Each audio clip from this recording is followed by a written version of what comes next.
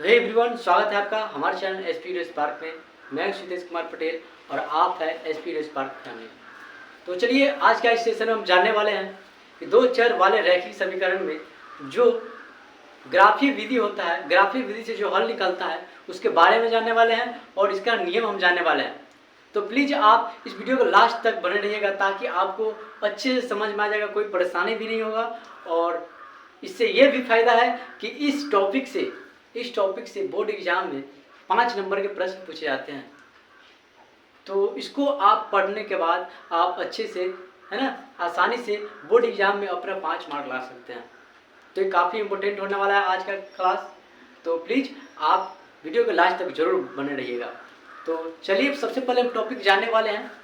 Topic जानेंगे कि सबसे पहले क्या होता है, ग्राफ है। तो ग्राफ हमको जानना ये भी बहुत ज़रूरी है। ग्राफ यदि आपको नहीं आता है तो आप बने रहिएगा, हम वो भी आपको बताने वाले हैं। सबसे पहले ग्राफ को भी जानने से पहले सबसे पहले हमको जानना ये है कि रेखाखंड क्या होता है, किरण क्या होता है।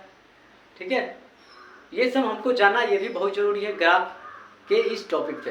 तो चलिए सबसे पहले आप ध्यान दीजिएगा कि रेखाखंड आखिर होता क्या है, रेखा क्या होती है, किरण क्या होती है। चलिए सबसे पहले हम जानेंगे रेखा। ग्राफ पढ़ रहा है तो हमको रेखाखंड, है ना, किरण, ये सब जानना बहुत जरूरी होता है। ठीक है, तो ये है रेखा। रेखा किसको बोलते हैं? रेखा बोलेंगे क्या?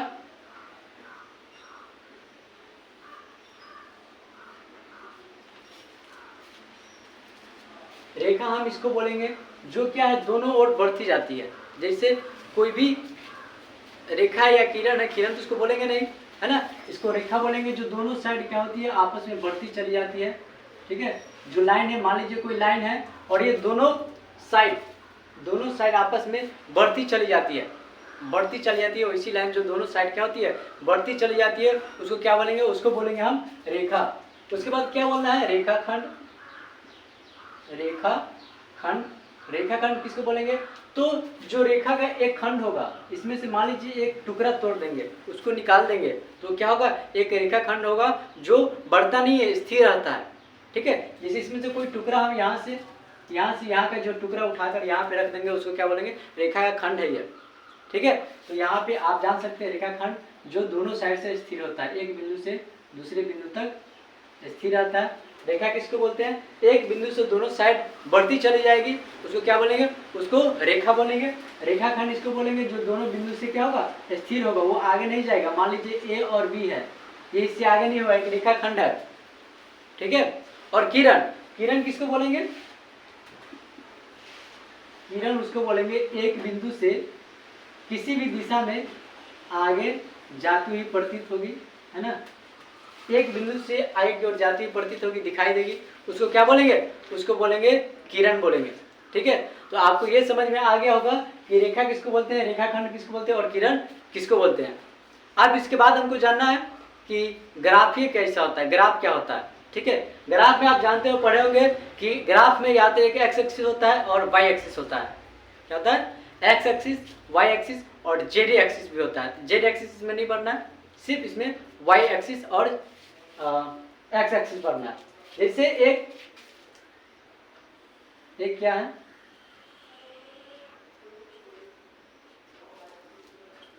ये अक्ष है। ठीक है, ये अक्ष हो गया जो ऐसे हो गया। ठीक है, पूरा प्लेन है नीचे से। ठीक है, उसके बाद क्या होगा? ये ऊपर से नीचे की ओर एक रेखा आएगा। ठीक है, ये रेखा है, रेखाखंड नहीं है, एक रेखा है ना, दो रेखा है। दो रेखा में आपको ये देखना है कि ये जो ये है, जो इस दिशा में है, नीचे है ना, इसको क्या बोलेंगे? इसको बोलते हैं एक्स एक्सिस। क्या बोलेंगे? X axis. एक्स एक्सिस है और ये क्या है? एक वाई एक्सिस है। वाई एक्सिस है। ठीक है, ये एक्स एक्सिस है और ये वाई एक्सिस है। आपको इतना इन दोनों में फर्क बताना चाहिए। ठीक है, कौन एक्स एक्सिस है और कौन वाई एक्सिस है। ठीक है, वाई एक्सिस में और एक्स एक्सिस में एक दिशा होती है जो धनात्मक होती है और एक दिशा होती है जो ऋणात्मक होती है। इसी प्रकार है ना, एक्स एक्सिस में भी होता है एक धनात्मक और एक ऋणात्मक, और वाई एक्सिस में क्या होता है, एक दिशा धनात्मक होती है, एक दिशा ऋणात्मक होती है। तो यहाँ पे क्या है आपको ध्यान देना है, ये इसमें पाथ भी होता है, ठीक है, इसको बोलते हैं फर्स्ट पाथ, इसको बोलते हैं सेकेंड पाथ, इसको बोलते हैं थर्ड पाथ, इसको फोर्थ पाथ। ये भी आपको जानना बहुत जरूरी है, इससे भी क्वेश्चन बनता है बोर्ड एग्जाम में, है ना। First path, second path, third path, fourth path, इसको जानना जरूरी है। तो ये दिशा जो होगा, ये मूल बिंदु है, इसको बोलते हैं मूल बिंदु, मूल बिंदु, ठीक है। मूल बिंदु ये हो गया जहाँ से दोनों रेखा क्या हुआ, एक दूसरे को प्रतिच्छेद किया है ना। और उसमें भी क्या हुआ, एक एक्स एक्सिस हुआ और एक वाई एक्सिस हुआ। जो बिंदु से एक्स एक्सिस के दाईं ओर होती है, जो रेखा दाईं ओर होती है, वो क्या होगा, धनात्मक होगी। मूल बिंदु से एक्स एक्स पे जो दिशा आएगी और बढ़ती है उसको क्या बोलेंगे, वो धनात्मक होती है। और एक्स एक्सिस से जो वाई की दिशा में जाती है उसको क्या बोलेंगे, वो ऋणात्मक होती है, वो ऋणात्मक होती है। उसके बाद क्या है, फिर आ गया वाई एक्सिस। वाई एक्सिस में जो ऊपर की दिशा में है उसको बोलेंगे धनात्मक, धनात्मक, और जो नीचे की ओर उसको बोलेंगे ऋणात्मक, ऋणात्मक। इतना भी आपको ये जान लेना है। इधर हो गया पॉजिटिव निगेटिव, पॉजिटिव निगेटिव। अब क्या होता है, एक्सिस में हमेशा जो मान लिखाता है, एक्सिस में जो मान लिखाता है हमेशा एक्स एक्स से ही होता है, स्टार्टिंग एक्स एक्स से ही होता है, उसके बाद वाई एक्सिस लिखाता है। तो यहाँ पे जैसे प्रथम पाद का इसका चिन्ह क्या हो जाएगा, प्रथम पाद तो ये है ना, ये क्षेत्र है प्रथम पाद। इसमें क्या होगा, सबसे पहले एक्स होगा, एक्स इधर क्या है, धनात्मक है, और इधर का एक्स क्या है, ऋणात्मक है। ये ऋणात्मक वाई हो गया, वाई एक्सिस, और ये धनात्मक पॉजिटिव वाई एक्सिस हो गया। तो क्या होगा, इसका जो चिन्ह क्या होगा, प्रथम पाद का चिन्ह क्या होता है, तो पहले हमेशा एक्स एक्सिस लिखाता है, तो एक्स एक्सिस क्या है, प्लस का है, एक्स एक्सिस का चिन्ह क्या है, प्लस है, और वाई एक्सिस का चिन्ह क्या होगा, माइनस का। तो प्लस कॉमा माइनस, ये इसका बिंदु है, निर्देशांक है। निर्देशांक क्या हुआ प्रथम पाद का, तो प्लस और माइनस होगा। उसके बाद क्या जानना है, सेकेंड पाद में, सेकेंड पाद में भी क्या होता है, प्रथम सबसे पहले हमको एक्स एक्सिस लिखना पड़ेगा, ठीक है। सबसे पहले क्या लिखना है, एक्स एक्सिस लिखना है। तो इसका बिंदु क्या होगा, निर्देशांक क्या होगा, तो पहले एक्स जो है माइनस में है, तो पहले क्या होगा माइनस, फिर इसका वाई एक्सिस क्या होगा, प्लस में है, तो क्या होगा प्लस, माइनस कॉमा प्लस इसका निर्देशांक होगा, ठीक है। सेकेंड पाद में क्या होगा, माइनस प्लस का निर्देशांक होगा। इस प्रकार हम जानेंगे। थर्ड पाद में क्या जानेंगे, तो थर्ड पाद में पहले क्या है, माइनस है, एक्स एक्सिस भी माइनस है और वाई एक्सिस भी क्या है, माइनस है। तो यहाँ पे क्या होगा, माइनस कॉमा माइनस, इसका निर्देशांक होगा, निर्देशांक क्या होगा, माइनस कॉमा माइनस होगा, ठीक है। और चतुर्थ पाद में ये होगा, पहले एक्स एक्सिस क्या है, प्लस में है, ये धनात्मक है, तो पहले क्या होगा प्लस, और वाई एक्सिस क्या है, तो माइनस में है, तो वाई एक्सिस क्या होगा, माइनस हो जाएगा। तो ये क्या है, इसका निर्देशांक आएगा प्लस कॉमा माइनस। आप एक बार इसको और अच्छे से समझ लीजिए, ये है धनात्मक, ये है ऋणात्मक, ये है धनात्मक, ये है ऋणात्मक, ठीक है। तो प्रथम पाद में क्या होगा, पहले एक्स एक्सिस लिखना होता है, तो एक्स का मान है, एक्स का जो दिशा है वो प्लस धनात्मक है, और वाई का जो अक्ष है वो माइनस क्या है, ये भी प्लस में है, ठीक है। तो ये क्या होगा, प्लस कॉमा प्लस, यहाँ पे क्या होगा प्लस कॉमा प्लस हो जाएगा, ठीक है। ये दोनों प्लस में ही है, तो क्या होगा प्लस कॉमा प्लस हो जाएगा, ठीक है। उसके बाद क्या होगा, ये एक्स एक्सिस है माइनस में है और वाई एक्सिस प्लस में है, तो माइनस प्लस।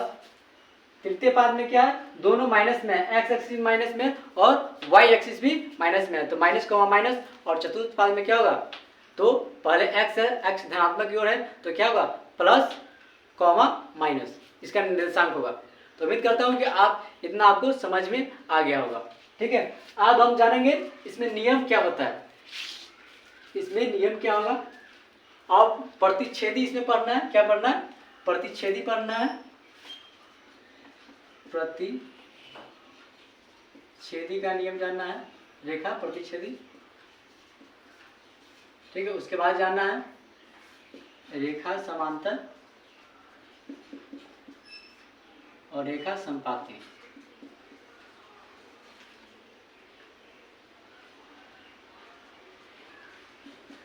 ये तीनों नियम को हम जानने वाले हैं, ठीक है। ये तीनों नियम जाना है। रेखा प्रतिच्छेदी क्या होता है, रेखा समांतर क्या होता है और रेखा संपाती क्या होता है, ठीक है। तो दो रेखा क्या होगा यदि एक दूसरे को काटती चली जाएगी। जैसे कि एक रेखा यहाँ से हम इसको भेजेंगे, ठीक है, एक रेखा यहाँ से जाएगी और एक रेखा यहाँ से जाएगी। ये दोनों क्या होगा, ये दोनों आपस में कहीं ना कहीं क्या होगा, एक दूसरे को काटेगी। क्या करेगी, काटेगी। तो इसको क्या बोलेंगे, इसको बोलेंगे हम प्रतिच्छेदी रेखा।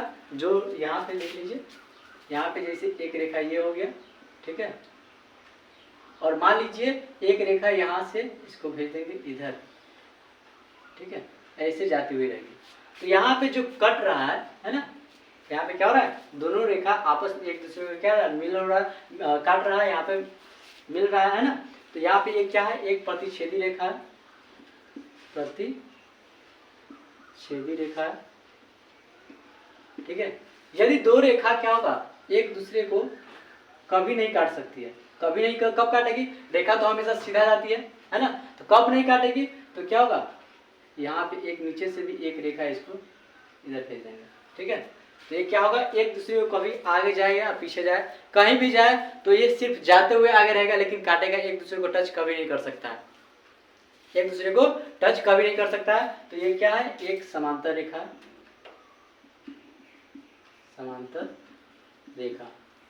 अब क्या होगा, हमको जाना है संपाती रेखा क्या होता है। संपाती का मतलब होता है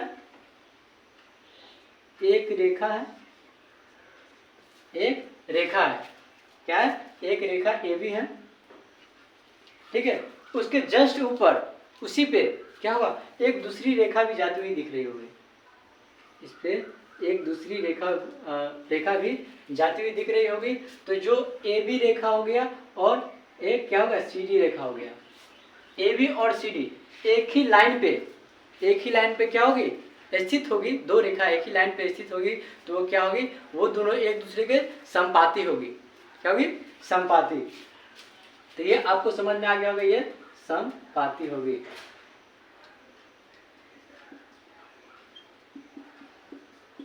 संपाती होगी। तो यहाँ पे देखिए, यदि इसमें नियम क्या है, इसमें नियम है यदि दो रेखा है ना, यदि समीकरण में क्या होगा, समीकरण के हल में जो दो रेखा एक दूसरे क्या होगी, प्रतिच्छेदी होगी, क्या होगी, प्रतिच्छेदी होगी, तो क्या होगा, वो अविरोधी होगा। क्या होगा, वो अविरोधी होगा। यदि प्रतिच्छेदी होगी तो वो होगा अविरोधी युग्म होगा, ठीक है, जिसका एक हल होता है, एक हल होता है, ठीक है। जो रेखा प्रतिच्छेदी होगी तो उसका हल कितना होगा, उसका हल होगा एक, और वो अविरोधी युग्म कहलाएगा, ठीक है। यदि उसके बाद यदि समांतर होगा तो क्या होगा, समांतर होगा तो क्या, वो आपस में कोई भी निर्देशांक नहीं दे पाएगा, तो क्या होगा, वो विरोधी है, वो इसका कोई भी हल भी नहीं होगा।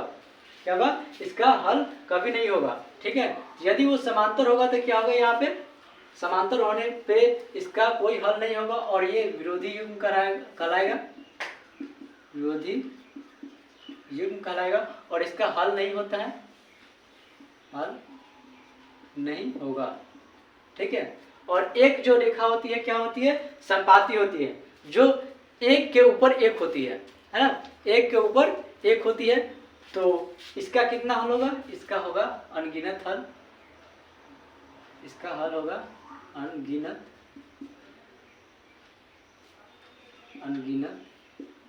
आश्रित युग्म कहलाएगा, और इसका हल कितना होगा, अनगिनत होगा। आपको इतना अच्छे समझना होगा इस टॉपिक के सवाल को बनाने के लिए, इतना आपको जानना बहुत जरूरी है। यदि रेखा एक दूसरे को काटती है, प्रतिच्छेद करती है, तो इसका हल क्या होगा, इसका हल एक होगा, और वो क्या होगा, विरोधी युग्म कहलाएगा। यदि रेखा एक दूसरे के समांतर होगी तो क्या होगा, विरोधी होगा, उसमें कोई निर्देशांक नहीं बनेगा, तो इसका हल क्या होगा, इसका हल कुछ नहीं होगा, कोई भी हल नहीं होगा। ये भी आपको बहुत जानना जरूरी है। और एक जो रेखा होगी एक के ऊपर एक होगी, ठीक है, उसको संपाती बोलेंगे। और संपाती हल का कितना संपाती जो रेखा होता है उसमें कितना होगा हल, इसका अनगिनत हल होगा, अनलिमिटेड होगा, ठीक है। तो इसको भी आपको जानना बहुत जरूरी है। ये नियम है। जैसे कि हम देखे हुए थे क्या, अवरोधी का जो नियम था A1 comma A2 not equal to क्या था B1 कॉमा B2। ठीक है, ये है। इसमें क्या है, विरोधी में क्या था, पिछले क्लास में हम उसको लिखवा दिए थे। ठीक है, आप नहीं थे, मिसिंग है आपका क्लास, तो आप ये भी इसको नोट कर लीजिएगा। A1 A2 बराबर क्या होगा B1 B2 not is equal to किसका होगा C1 C2, यानी अचर पद के बराबर नहीं होगा। इसके बाद क्या होगा, जो आश्रित युग्म था उसमें क्या था A1 A2 बराबर किसके था B1 B2 के बराबर C1 C2, तीनों क्या था बराबर था। तो ये क्या था आश्रित युग्म था। ऐसा समीकरण का हल आपको देखने को मिलेगा तो ये क्या होगा संपाती होगा। यदि आपको ऐसा मिलेगा तो ये क्या होगा, ये होगा आपका विरोधी युग्म। ठीक है, और ये आएगा तो ये क्या हो जाएगा x का गुणांक है ना, और y का गुणांक जो एक दूसरे के बराबर नहीं होगी तो क्या होगा वो हो जाएगा आपका अविरोधी युग्म, जिसका हल सिर्फ और सिर्फ एक हल होता है